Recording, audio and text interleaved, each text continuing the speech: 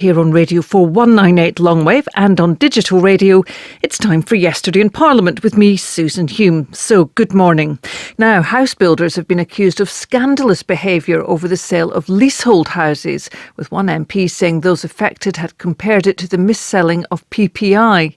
Some of the UK's biggest home builders were giving evidence to the Housing Committee, and Alicia McCarthy was watching. Most new houses are sold freehold, but in the last decade some were sold leasehold, with buyers then having to pay ground rent and fees if they wanted to make alterations to their homes.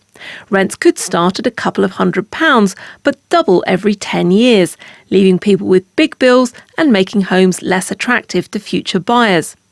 Taylor Wimpey, one of the UK's biggest house builders, last year put aside £130 million to compensate those affected.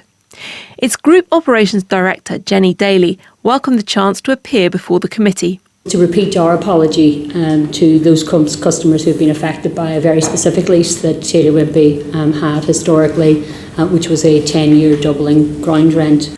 The Labour chair of the committee, Clive Betts, wondered, what do you actually give to the householder, in return for this money you're taking from them? Jenny Daly conceded that was why her company had changed its policy. In respect of leasehold houses, I think that that's a fair question, and it is one of the reasons that when these matters came to our attention at the sort of autumn 2016, we made the very quick decision to convert the homes that we sell to freehold. So you don't think you can give me Northwest. anything then, basically? But we believe that they're unnecessary for leasehold houses in the majority of circumstances.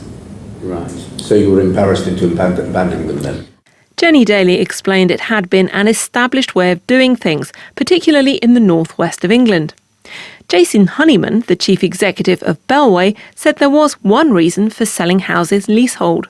Well, the only tangible benefit is to buy a home at a lower price from the outset. There is no other benefit, Chair. Leasehold houses, he explained, sold for less than freehold ones. But even if that was the case, a Conservative, Kevin Hollinrake, didn't think there was any reason for ground rents to go up. There is no purpose to this. It's just an opportunity to create extra revenue from the properties you're selling. That's the fact, isn't it? Well, we ever acquire the value at the point of sale and sell it for $200,000, or we sell on the freehold at a later date. I don't think you're suggesting it's bad practice, but it's certainly not the way we operate. Another Conservative, Bob Blackman, moved on to the sale of the leaseholds. He asked Jason Honeyman why they were sold to other companies without giving householders the chance to buy them. Why did your customers not get the chance to exercise the opportunity to buy their freehold? Purely, You're just selling the freehold from out under them. Yes, without their knowledge. Yes, we are. Right. Yeah, okay. I would regard that as being, quite frankly, a scandal. Jason Honeyman disagreed it was a scandal, but he did think there was room for improvement. The whole area of first right of refusal is confusing, and I would suggest through the reform process I would take it a step further. I'd have a cap on consent fees, I'd have a cap on calculation of ground rents, I'd have a calculation on the value of the freehold, and I'd make the whole process more consumer friendly. A Labour MP, Helen Hayes, went further. She said that taken together, all the problems with leasehold houses have been compared in some of the evidence that we've received to the mis-selling of PPI. Would you agree with that analogy, and do you think there should be a similar compensation scheme for affected leaseholders? Taylor Wimpey's Jenny Daly rejected that.